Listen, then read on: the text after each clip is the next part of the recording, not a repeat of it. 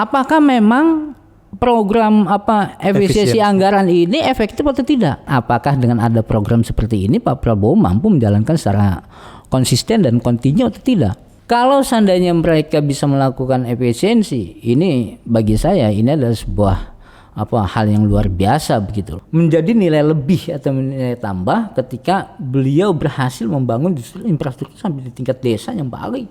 Perlu kita kawal, Bang. Perlu, Mas. Berarti 14 Februari kita tunggu. Iya. Laporan masing-masing kementerian lembaga. Nah, itu. Kira-kira ada ini enggak sih, Bang? Janji-janji politiknya Pak Prabowo yang masih Abang tunggu nih. Nah, kita hari ini kedatangan seorang narasumber. Beliau adalah seorang pengamat kebijakan publik. Nah, kita kenalkan Bang Muhammad Yusuf Qasim. Betul, Bang? Betul, biasa dipanggil Yuko. Dipanggil Bang Yuko. Jadi nggak lengkap, Bang, kalau kita nggak ngomongin soal kebijakan. Oke, sip. Itu memang isu hari-hari kita. Makanan sehari-hari. Makanan sehari-hari kita. Oke, nah ini di saat ini tappingnya, di saat ini video ini diambil, kita masih hangat suasana 100 hari kerja. Ya, betul. Prabowo Gibran. Kira-kira ada catatan nggak, Bang, soal 100 hari kerja pemerintahan Prabowo Gibran? Ya, kita melihat bahwa pemerintahan Prabowo Gibran ini di 100 hari ini ya relatif stabil ya. Terutama Prabowo juga menepati janjinya untuk makan bergizi gratis. Akhirnya jalan. Walaupun ini program ini juga masih saya lihat juga masih ada penyesuaian sana sini gitu loh. Betul. Tapi ini adalah penepatan janji yang langsung tunaikan oleh Prabowo sebagai presiden.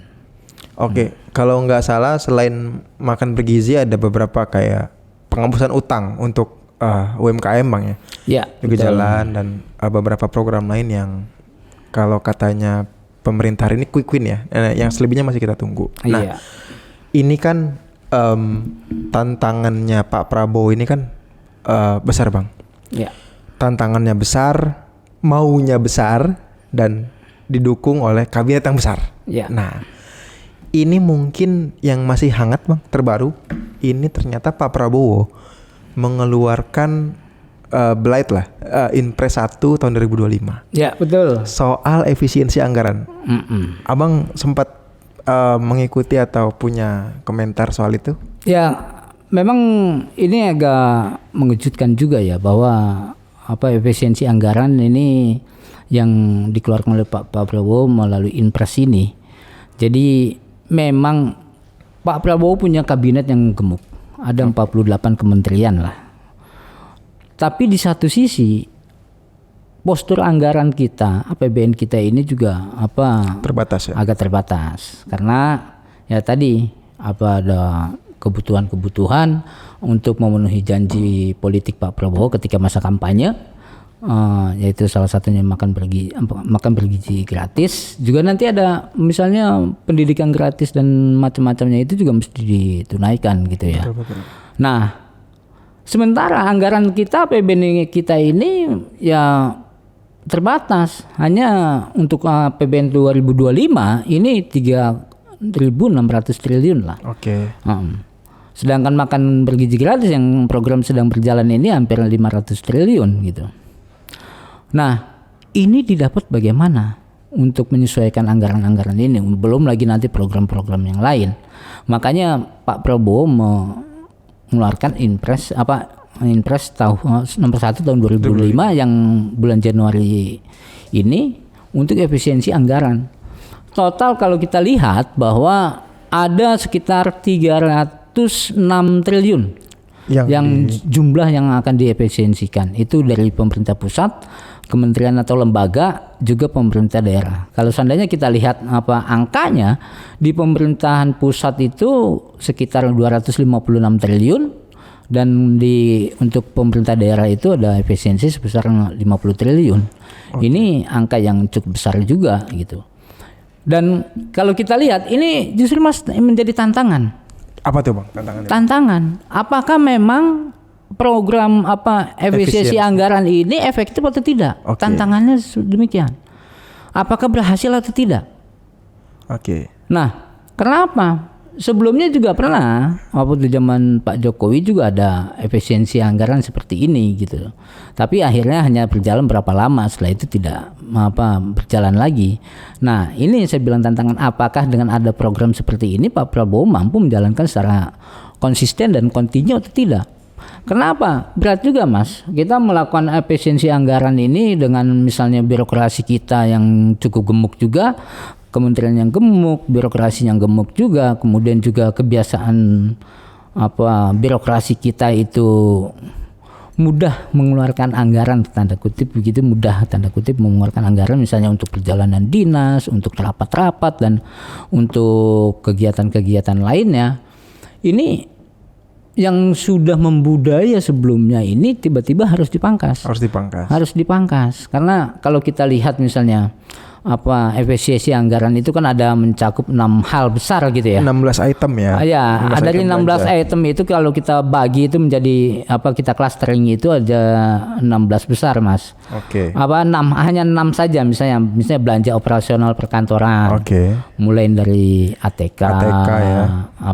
Dan ini juga sebelumnya kan kita ketahui sewa gedung gitu-gitu ya. Ya, begitu kita ketahui ATK itu misalnya ada temuan sebesar 44 triliun untuk kementerian dan lembaga. Ini kan angka yang sangat besar sekali gitu. Okay. Padahal kalau kita lihat misalnya kalau efisiensi anggaran bisa paperless kan sekarang. Betul. Kalau paperless itu bisa banyak mengurangi kertas, mengurangi alat tulis dan segala macam gitu. Tapi angka 44 triliun ini menjadi permasalahan juga nih, mau dipangkas seperti apa begitu. Wah, itu lebih dari setengah alokasi untuk MBG tahun ini. Iya, 44 triliun. Kalau MBG itu kan hampir 500 triliun. Oke, untuk tahun ini kalau nggak salah 71 untuk 2025. Ya. Nah, ini Mas, itu operasional perkantoran, kemudian juga belanja pemeliharaan kantor, kendaraan, perjalanan dinas, bantuan pemerintah juga termasuk dia melakukan efisiensi, kemudian pembangunan infrastruktur dan juga pengadaan peralatan dan mesin. Oke. Nah, ini kita lihat apakah nanti efisiensi anggaran ini sukses atau enggak? Ini kerja berat. Ya, tentu saja. Kenapa? Pak Prabowo itu bilang bahwa nanti kementerian itu melaporkan pada Menteri Keuangan pada 14 Februari nanti, tentu setelah mereka rapat dengan DPR. Mana bagian-bagian mana yang mesti dipangkas. Oke, izin Bang, berarti setelah Inpres ini keluar, Prabowo memberikan waktu ya kepada kementerian lembaga yang tanda kutip kena efisiensi untuk ngelapor paling lambat sampai tanggal 14 Februari. Ya. Item mana yang dipangkas. Oke.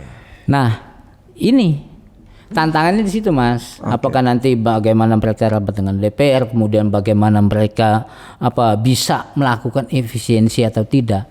Kalau seandainya mereka bisa melakukan efisiensi, ini bagi saya ini adalah sebuah hal yang luar biasa begitu. Karena pertama itu adalah juga kita menyangkut reformasi birokrasi, terutama pada reformasi anggaran juga. Pasti otomatis ketika terjadi efisiensi anggaran ini, birokrasi ini juga akan menyesuaikan bagaimana polanya, kemudian bagaimana misalnya tadi rapat-rapat, kemudian juga perjalanan dinas ya, dan segala macamnya ya, dan bahkan juga untuk kendaraan dinas dan segala macam itu juga nanti akan kena. Nah, ini kita lihat kalau seandainya sukses, misalnya angka 306 triliun ini kan kita bisa dimanfaatkan untuk banyak hal. Ya, kalau bagi saya nanti angka-angka ini bisa misalnya dimasukkan ke dalam pos-pos untuk meningkatkan kesejahteraan sosial. Terutama pendidikan. Pendidikannya pendidikan gratis. Ini juga kan program atau janji Pak Prabowo ketika kampanye juga gitu loh. Pendidikan gratis dalam rangka mencapai Indonesia Emas 2045. Ini penting. SDM kita disiapkan. Juga nanti kalau seandainya berhasil efisiensi ini, misalnya juga kita bisa mengurangi hutang, ketergantungan utang luar negeri dan segala macam. Dari total APBN 2025 yang 3.600 ya, 3.600 sekian. Ini yang perlu kita ingat juga mungkin Bang ya. Ini hampir 800 T-nya ini habis buat utang. Ya, tahun ini ya. Itu makin sempit lagi. Makin sempit lagi. Makanya tadi saya bilang Mas, bahwa tadi efisiensi ini juga selain untuk bayar bunga utang juga untuk mengurangi utang lah. Oke. Ini kita coba kalau seandainya ini misalnya continue dilakukan selama 5 tahun masa pemerintahan Pak Prabowo Gibran ini akan terjadi menjadi hal yang luar biasa bagi saya gitu loh. Makanya kita lihat efektivitasnya Mas. Itu menjadi pertanyaan besar bagi kita. Efektivitasnya efisiensi anggaran ini. Jangan sampai nanti seperti program-program yang sebelumnya bahwa hanya terjadi pada sekitar 1 tahun, setelah itu ya tidak berjalan lagi gitu loh. Nah, ini tantangan bagi pemerintahan ini. Siap. Oke, Bang. Masih soal efisiensi tadi, ini dari data yang kita kulik sedikit Bang ya. Ya. Ini kan salah satu kementerian lembaga yang tanda kutip kena pangkas terbesar ini kan Kementerian PU Bang.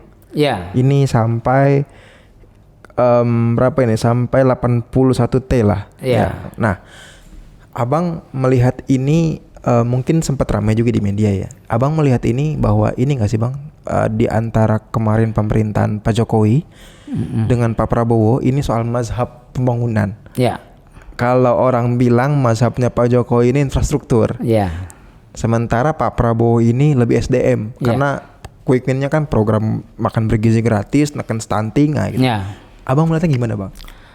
Ya begini Mas, kalau kita lihat misalnya infrastruktur ya. Kalau infrastruktur mercusuar itu kita tidak butuh lagi lah ya. Ya betul. Kita karena juga tadi ya keterbatasan anggaran dan segala macam. Tapi kalau infrastruktur dasar, misalnya pembangunan jalan di desa, perawatan ini kan menjadi penting juga. Tetap penting karena apa? Karena salah satu penggerak ekonomi ini adalah infrastruktur. Kalau seandainya jalan bagus sampai ke desa-desa, nanti hasil pertanian bisa dibawa ke kota atau dipasarkan secara lebih luas, ini akan membangun kesejahteraan buat petani juga di desa. Bagaimana kita bisa bayangin misalnya kalau infrastruktur jalan di desa itu rusak atau bahkan jalannya masih tanah, kalau hujan itu misalnya lumpur, itu dan bahkan banyak desa-desa juga yang masih sulit diakses juga Mas. Betul. Nah ini menjadi perhatian juga. Ya saya pikir bahwa nanti pengurangan infrastruktur bagi Pak Prabowo ini pada infrastruktur yang lebih mercusuar lah ya. Oke. Tapi infrastruktur di dasar untuk jalan dan pembangunan lainnya itu tetap jalan gitu loh. Ya. Itu yang kita harapkan bahwa nanti Pak Prabowo itu justru di sini menjadi nilai lebih atau nilai tambah ketika beliau berhasil membangun justru infrastruktur sampai di tingkat desa yang baik. Oh iya, siap. Oke, menarik. Nah, kemudian berarti kan setelah Inpres keluar, berarti ada sekitar 306 triliun anggaran yang berhasil diefisiensi. Nah, ini dengan ruang yang terbatas, dengan pilihan yang banyak tapi harus diputuskan. Kira-kira alokasi terbesar atau kira-kira baiknya ini dikelolanya kemana Bang? Apakah banyak kepada sektor-sektor kesra misal seperti pendidikan, kesehatan, atau atau kepada sektor yang menimbulkan multiplier efek ekonomi? Karena kan di satu sisi selain neken stunting, Pak Prabowo juga pengen ekonomi tumbuh. Ya. Kalau katanya 8% di 2029. Nah, gimana Bang? Ya ini memang dua hal ini Mas ibaratnya dua hal mata uang Mas ya. Kesejahteraan sosial ini juga terkait juga dengan kesejahteraan ekonomi ya. Ini nggak bisa lepas gitu loh. Bahwa nanti misalnya Pak Prabowo sudah bisa mengurangi utang UMKM, tapi nanti kemudian menstimulus ekonomi kerakyatan, kemudian juga misalnya itu nanti akan otomatis kalau seandainya ini juga berhasil ekonomi kerakyatan, kemudian bidang pertanian, bidang perikanan dan bidang-bidang yang langsung berhubungan dengan rakyat, ini juga nanti akan secara otomatis menimbulkan pertumbuhan ekonomi yang selama ini juga menjadi target utama Pak Prabowo pada pemerintahan tahun ini sebanyak yang kalau kita baca itu ada 5,2% untuk tahun ini. Bahkan ada yang sangat optimis bahwa angka 8%. Ini tentu angka pertumbuhan yang sangat yang angka pertumbuhan yang sulit, Mas. Iya. Apalagi angka 8% gitu ya. Karena kalau kita lihat misalnya pertumbuhan kita itu misalnya selama ini kan lebih pada konsumsi. Penopang utama PDB-nya konsumsi rumah tangga ya. Konsumsi rumah tangga, bukan investasi. Investasi ada lah tapi kecil. Karena kalau seandainya kita teori pertumbuhan kan begitu kan, konsumsi dikalikan investasi. Nah tapi kita masih konsumsi.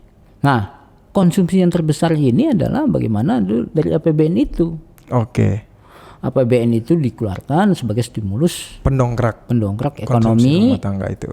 Pendongkrak ekonomi kerakyatan, muncul daya beli sehingga ekonomi tumbuh, kemudian muncul daya beli konsumsi.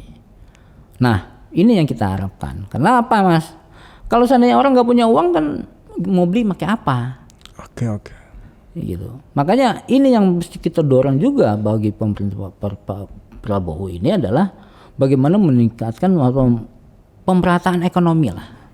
Pemerataan ekonomi kerakyatan terutama pada UKM sehingga dan juga petani-petani sehingga nanti mereka menjadi sejahtera secara ekonomi sehingga meningkatkan daya beli dan juga mereka itu bisa mensekolahkan anak-anaknya. Kenapa? Salah satu indikator untuk menuju masa depan yang sukses atau masa depan yang cerah itu melalui pendidikan. Iya betul. Ini investasi jangka panjang. Investasi jangka panjang. Makanya kalau seandainya kita hitung misalnya Indonesia emas itu tahun 2045 itu kan tinggal 20 tahun lagi. Bang. 20 tahun lagi itu ya kalau kita hitung itu ya nggak terasa, Mas. Iya. Iya betul. Ya maksudnya tapi memang waktu yang cukup untuk menyiapkan SDM-nya sejak sekarang. Bagaimana anak-anak misalnya generasi milenial sekolah yang baik, begitulah. Kalau saya sih konsentrasinya pada pada sekolah, kemudian juga pada sektor pertanian, sektor perikanan, nelayan gitu lah ya. Selama ini juga kan menjadi konsentrasi Pak Prabowo juga ketika beliau menjadi ketua umum HKTI itu kan himpunan soal tani, ketahanan pangan dan segala macam. Ini kan relate sebetulnya. Ketika beliau menjadi ketua umum HKTI dengan kondisi sekarang beliau menjadi presiden, relate untuk bagaimana meningkatkan perjuangan beliau lah. Bagaimana meningkatkan para petani dan nelayan seperti itu, Mas. Jadi Bang Yuko ini mengingatkan lagi nih untuk pemerintah nih bahwa jangan sampai katakanlah kue Bang, kue hasil efisiensi anggaran lewat Inpres 1 ini jangan sampai dinikmati oleh di luar dari kelompok masyarakat kecil, pelaku UMKM, dan untuk pendidikan. Jangan sampai di luar dari itu, Bang. Betul. Jangan sampai nanti ketika sudah berhasil misalnya efisiensi anggaran ini berhasil, harus alokasi yang tepat. Betul. Itu yang kita harapkan. Betul. Memang mungkin di awal Bang ya, di awal-awal setelah dilantik Pak Prabowo ini sempat mengalami tanda kutip take off-nya memang agak kurang smooth ya. Mungkin banyak ada turbulensi politik mungkin ya. Tapi di awal-awal tahun ini saya lihat sih dari pemerintah ada beberapa kebijakan yang kemudian mencoba untuk menangkap ini Bang, situasi yang ada di masyarakat, terutama soal menopang daya beli. Tadi soal penghapusan kredit UMKM macet berjalan. Terus hari ini ada efisiensi anggaran. Terus juga kemarin juga Bank Sentral menurunkan suku bunga, harapannya kan supaya harapan supaya ekonomi bergerak. Konsumsi makin jalan nih. Konsumsi makin jalan. Inilah makanya Mas, kalau seandainya di 100 hari pertama Pak Prabowo ini mengeluarkan kebijakan-kebijakan, kita harapkan yang misalnya yang kita anggap kebijakan-kebijakan yang pro rakyat ini akan tetap konsisten dilakukan oleh beliau, dan ini misalnya berjalan sesuai on the track-nya, bahwa kebijakan itu betul-betul dijalankan dan kebijakan itu betul-betul dilakukan untuk sebesar-besarnya untuk kesejahteraan masyarakat. Oke. Perlu kita kawal, Bang. Perlu, Mas. Berarti 14 Februari kita tunggu. Iya. Laporan masing-masing kementerian lembaga. Nah, itu yang paling angka-angkanya itu nanti kita tunggu di 14 Februari. Seberapa besar setiap kementerian lembaga itu bisa melakukan efisiensi di kementerian atau di lembaganya masing-masing. Karena ini juga menjadi tantangan juga bagi para menteri juga untuk melakukan efisiensi. Dan apakah mereka mampu menerjemahkan apa yang di Impres nomor 1 ini? Nah, selain tadi kita udah singgung beberapa, Bang, makan bergizi gratis, kemudian soal pendidikan ya, tadi sempat singgung sedikit. Kira-kira ada ini nggak sih, Bang, janji-janji politiknya Pak Prabowo yang masih Abang tunggu nih, baik eksekusinya maupun implementasinya, kira-kira masih ada yang Abang tunggu, Bang? Ya itu, Mas, tadi saya bilang itu misalnya kesejahteraan petani, kemudian juga misalnya ketahanan pangan ya. Ketahanan pangan ini gimana eksekusinya? Apakah ketahanan pangan ini bagaimana nanti misalnya masalah pupuk dan segala macam, masalah lahan dan segala macam ini apakah bisa dilakukan atau enggak? Karena ini ya Pak Prabowo saya lihat sih konsentrasi di bidang-bidang ini, ketahanan pangan ini. Tapi kita harapkan bahwa kebijakan ini juga menjadi kebijakan yang nanti yang tidak hanya kebijakan mercusuar juga, tapi adalah kebijakan yang betul-betul memang untuk dibikin program supaya kita bisa mencapai ketahanan pangan atau swasembada pangan. Ini kan susah, Mas. Dari dulu kita kan nggak berhasil, bukan nggak berhasil ya, kita masih barang-barang pertanian impor ini kan masih memenuhi pasar-pasar kita. Masih memenuhi pasar. Iya. Oke. Pak Prabowo target 2028 swasembada pangan. Optimis, Bang? Nah, itu makanya tadi saya bilang swasembada pangan ini kalau seandainya dilakukan dengan benar, dan secara konsisten, semuanya ini misalnya hal-hal yang terkait dengan pangan atau ketahanan pangan dilakukan, ini saya pikir bisa saja, Mas, sangat mungkin tercapai tahun 2028 ini swasembada pangan itu. Ada kebijakan urgent yang perlu dilakukan Pak Prabowo segera, Bang, untuk nyampe itu di tahun-tahun ini, di dekat-dekat ini? Ya, misalnya mencetak sawah. Sawah. Mencetak sawah, kemudian pupuk. Kemudian juga kemudahan untuk petani. Akses modal ya. Akses modal buat petani. Selama ini juga kan petani kita juga banyak juga terjerat oleh rentenir juga kan. Betul. Kemudian juga misalnya kalau sana ada akses permodalan yang dilakukan oleh pemerintah tadi, ya saya pikir ini ya kita ada harapan besar lah bahwa kita ini akan mampu swasembada pangan. Gitu. Ini saya jadi ingat di beberapa waktu lalu memang kan kalau kita tahu alokasi KUR tahun ini pemerintah target 300 T, Bang. Untuk tahun ini. Nah, ini Menteri UMKM Pak Maman di beberapa waktu lalu di Tenabang, beliau bilang 20% dari alokasi KUR ini ditargetkan untuk kredit alat produksi. Nah, jadi bantuannya berupa langsung alat, mungkin salah satunya membantu petani supaya produksi naik, Bang ya. Siap. Nah, ini makanya nanti kan alat-alat produksi ini juga nanti dalam bantuannya seperti apa, Mas? Siap. Apakah nanti modelnya misalnya bantuan seperti dihibahkan atau seperti apa? Atau nanti misalnya bantuan alat produksi ini pinjem atau kredit. Dan ini kan lain-lain. Iya, kita tunggu skemanya, Bang. Kita tunggu skemanya karena ini kan kita lihat masih terlalu mudah lah kita lihat bahwa terlalu dini lah kalau kita lihat bagaimana kebijakan-kebijakan ke depan ini di 100 hari pertama ini. Karena saya yakin bahwa nanti akan banyak lagi gebrakan-gebrakan kebijakan-kebijakan Prabowo. Kita harapkan kebijakan-kebijakan Pak Prabowo yang lebih pro rakyat. Oke. Gitu. Kita masih ngomongin Pak Prabowo dan pemerintahannya, Bang. Ini kan sudah 100 hari berjalan ya, sudah hampir 4 bulan mungkin ya. Nah, ini yang paling berbeda dari masa pemerintahan Pak Jokowi kan pasti ngomongin soal kuantitas, Bang.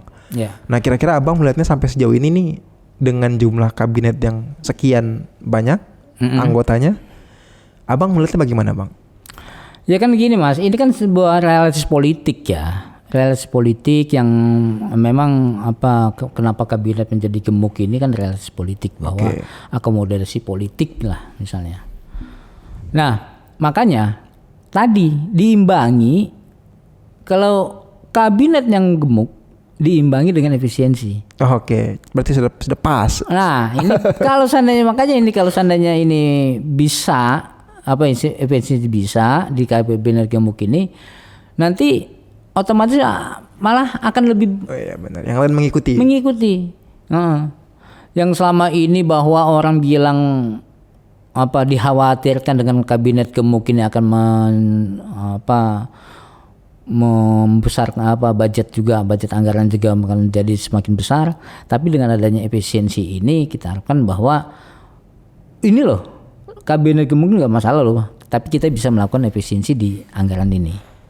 Nah, makanya penekanan inilah yang saya bilang tadi bahwa salah satu tantangan efisiensi anggaran ini adalah itu. Kabinet gemuk itu apakah bisa efisiensi dalam sisi anggaran. Nanti kalau kita lain hal nanti kalau masalah kinerja Mas, ini antara anggaran dan kinerja juga beda lagi. Nanti kan tergantung bagaimana menteri-menterinya kan, apakah menteri-menterinya mampu mengimplementasikan kebijakan pemerintah Prabowo atau tidak. Ya kita harapkan ya semuanya sinergi lah antara kementerian-kementerian yang ada, kemudian juga dengan kebijakan-kebijakan Pak Prabowo. Seperti itu. Jadi nanti bekerja secara sinergis untuk mencapai Indonesia yang sejahtera. Oke, ya menarik kabinet merah putih ya. Kabinet merah putih. Tapi kalau dari pola komunikasi dan lain-lain melihatnya sejauh ini belum ada masalah berarti Bang ya? Ya, kalau kita lihat misalnya memang masih ada lah misalnya kalau antar kementerian misalnya terutama kalau kementerian-kementerian yang misalnya yang dipecah itu ya. Oh, yang tadinya satu dipecah ya. Jadi 2 kementerian atau 3 kementerian. Ini kan mereka juga kementerian baru ini kan mesti menyesuaikan juga gitu kan. Juga mereka kan baru punya struktur baru juga.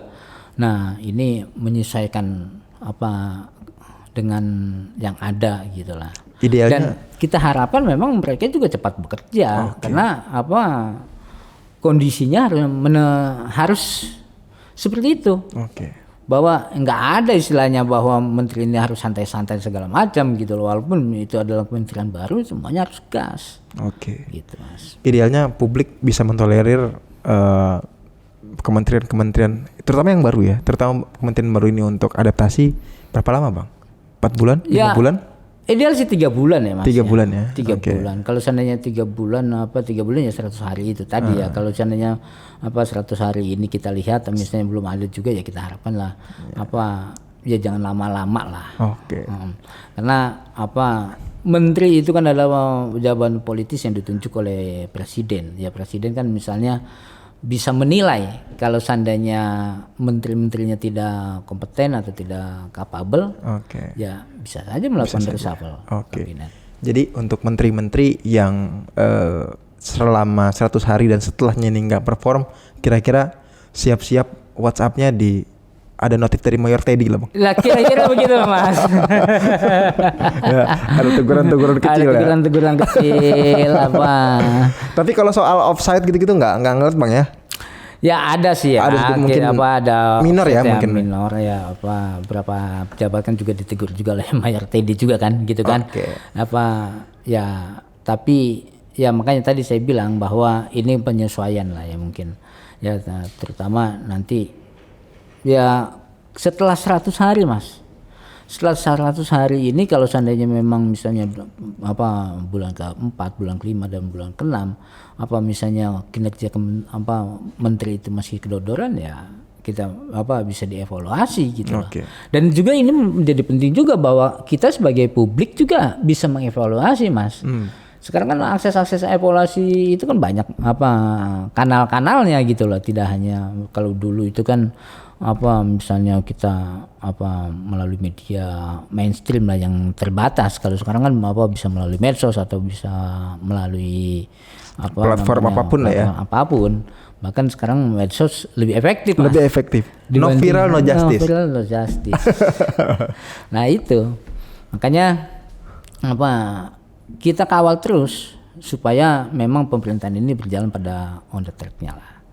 Oke, Bang, mungkin terakhir, Bang, kira-kira ini Pak Prabowo sudah efisiensi sudah, kemudian dengan kabinet yang kita tahu sama-sama besar, tapi di satu sisi ruang fiskal terbatas, tapi di sisi lain mimpinya besar, menembus kalau istilahnya menembus Sidratul Muntaha, Bang.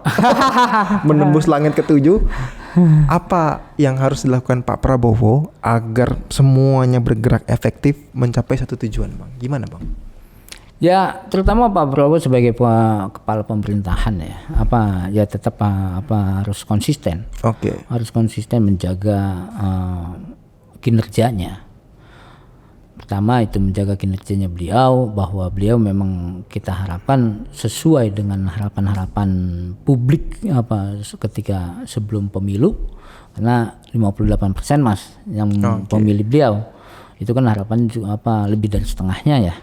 Setengahnya mengharapkan, kemudian juga Pak Prabowo ini juga harus yang paling penting itu juga Mas menekan korupsi. Menekan korupsi, Karena korupsi ini juga kalau seandainya kita Pak Prabowo misalnya melakukan efisiensi melalui Inpres, kalau seandainya tetap ada korupsi masih cukup besar, ya ini akan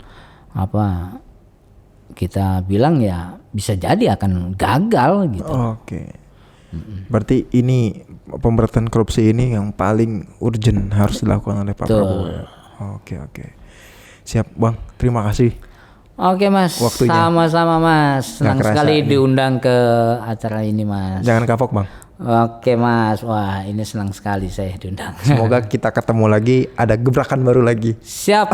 Semoga itulah yang kita harapkan, Mas. Kita juga kan semuanya mengharapkan semua yang terbaik lah untuk negeri inilah ya. Amin.